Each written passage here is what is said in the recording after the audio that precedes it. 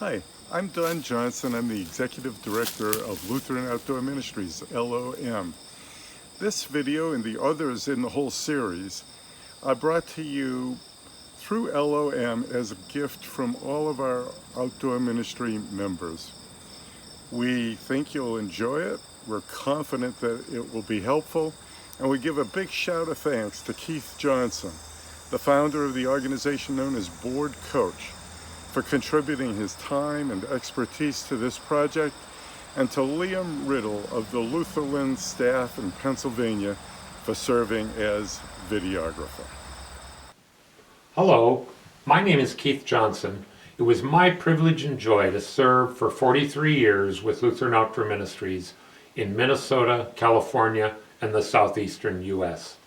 When I retired at the end of 2017, I launched the Board Coach, a spiritually based consulting initiative to help boards and executives thrive in the future.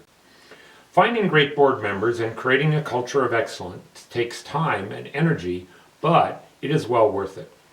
Our experience with the 2020 pandemic reminded us of the vital importance of having strong and capable boards to partner with and support staff. In this video, I will address qualities to look for in members and how to establish the right culture. I've also developed a profile to help you look at the gifts and abilities needed for your board and how to use a gap analysis. Please have that profile ready as you'll use it later in the video. Seek board members who are well connected to your constituency and who will attract others to get involved. Seek persons of affluence who will give generously and invite others to do the same. Of course, you want people who have connections with your camp, but it's also helpful to have some outsiders as they bring a fresh perspective. You need to determine if members must be Lutheran and if you want to limit geographic representation on your board. I encourage you to extend your reach as much as possible. Thomas Wolfe, in his book, Effective Leadership for Nonprofit Organization, uses 4 W's to describe the qualities needed: wealth, workers, worriers, and wisdom. Wealth is obvious, people of affluence who can give generously. Workers, people who will roll up their sleeves and go to work. Worriers, people who will look at the fine print and make sure you're true to your governing documents. And, of course, people of wisdom. Consideration also needs to be given to those who should not serve on the board. My experience is that those who prefer to do a hands-on project at camp don't appreciate the board, nor do those who would rather lead a program. Some entrepreneurs get impatient at how slow a board moves, and those who need to get their own way don't do well on a board. Hopefully you had time to complete the matrix profile before viewing the video.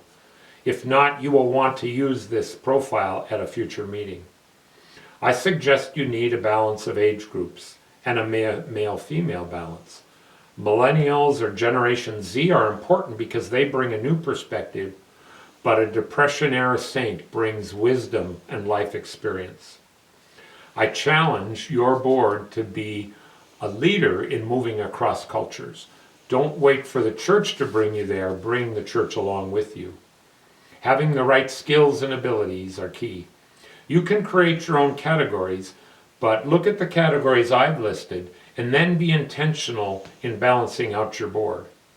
For example, if you're getting ready to do a capital campaign, you will want several people who are comfortable with and skilled at fundraising. If you're getting ready to do major construction, perhaps you want a general contractor on the board. If you don't have a CPA, I suggest your next treasurer be a CPA. A profile of board member financial support shows how members are doing in their giving compared to other people. It's important that each member make a gift that's generous according to their ability. I hope you don't have any members who aren't giving. If your board or if members aren't giving as you'd like them to, I challenge you to move up one step in giving each year. And if you are in a capital campaign or anticipating one, members need to give to the campaign and to the annual fund. This profile addresses meeting attendance. If members do not attend at least 80% of the meetings, it may not be the right time for you to serve on the board. And you need to ask if your meeting absence policy has enough teeth to it. The board's role is to challenge each member and each other in your personal commitment. I suggest your board service needs to be number 4 in your life. Certainly your faith needs to be number 1, family is 2, your vocation, your work is 3, and your service on the board should be number 4. If board service isn't your 4th priority, perhaps now isn't the time for you to serve on the board. In Matthew 6:21, Jesus speaks to our personal giving. It's important that members hold each other accountable.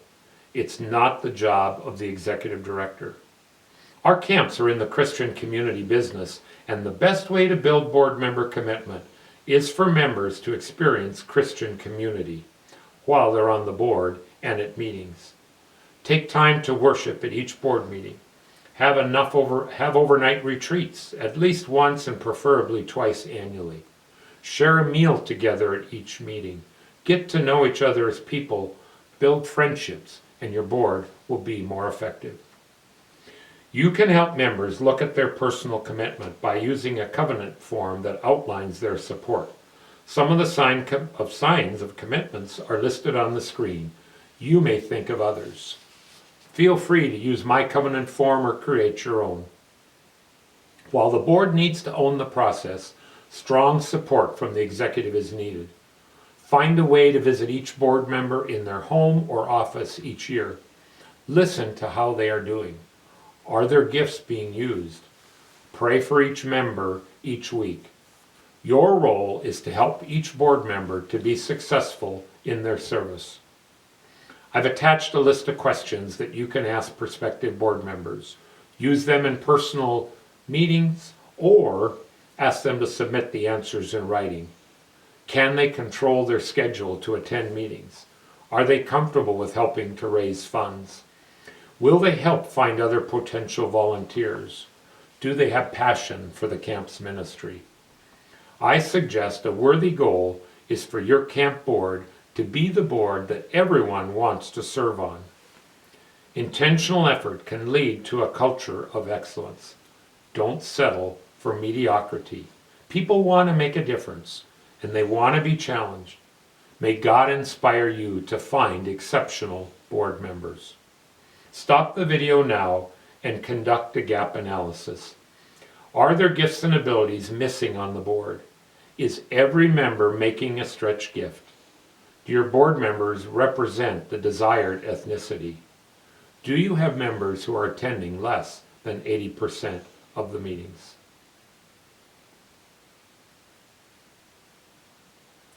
Do you need to grow board capacity? Brainstorm where you might find exceptional members. Who on the board will head up this process? Video 6 addresses how a governance committee can lead the way in growing board capacity and capability. The next video, number 4, will help your board focus on the big picture by leading through a strategic vision and plan. Please let me know if there's any other way I can help support your board.